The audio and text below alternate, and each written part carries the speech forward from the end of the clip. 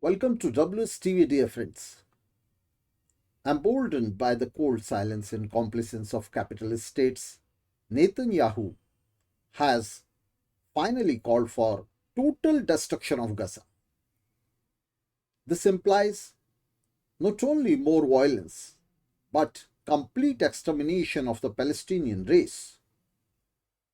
Israel has already committed unspeakable war crimes in Gaza that have no parallel in history.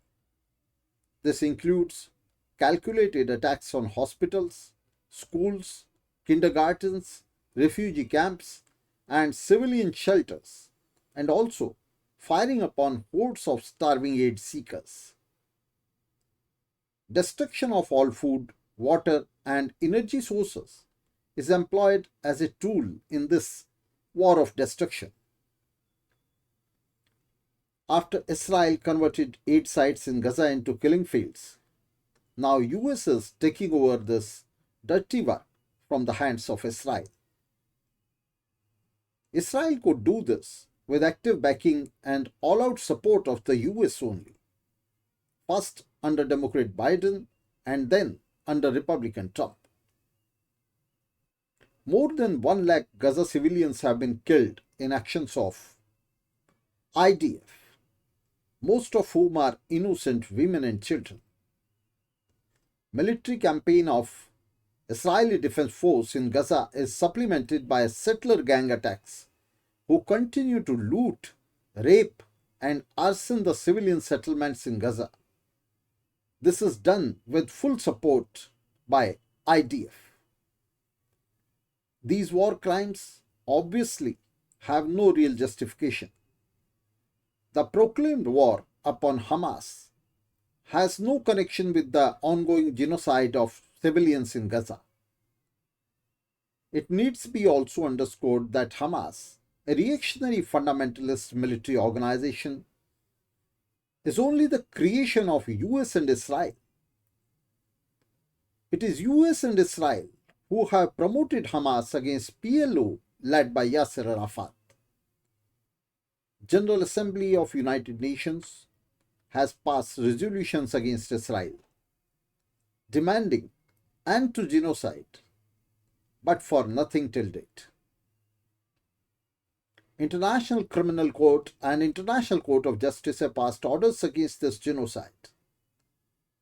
They have appealed to stop it. Netanyahu and his cabinet colleagues have been indicted, declared war criminals, and arrest warrants are issued against them, yet genocide goes on before our eyes.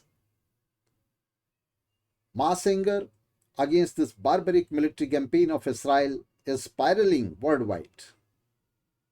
With mass resistance to Gaza genocide escalating fast, everyone from Europe to Middle East who had aided the war crimes in Gaza till yesterday is now backtracking and trying to wash off his dirty hands.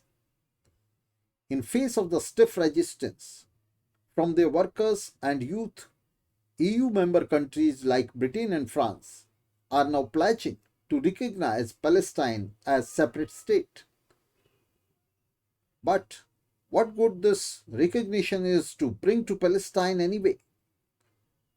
After fully backing the Israeli murderous campaign in Gaza for 2 years, now they are pretending an opposition to this very genocide through recognition to Palestine as separate state. All this is nothing but nefarious design and diplomatic intrigue to fool their own people. Egyptian President Al-Sisi, who has been fully complicit in Israeli actions in Gaza, has also called Israeli actions a systematic genocide. Obviously, it is doublespeak. Al-Sisi has closed borders with southern Gaza to block flying Gazans from crossing the border, notoriously preventing them from escaping this genocide. Like Saudis, UAE, and others, Egypt has also given every possible assistance to Israeli genocide in Gaza. Collectively, they have funded the US-Israel war upon Gaza by purchasing huge quantities of weapons recently from United States, the weapons that are of no use to them. These Arab countries and organizations like OIC and Muslim Brotherhood have remained mute spectator of this savagery. Their indifference to it smacks of their own complacence in it.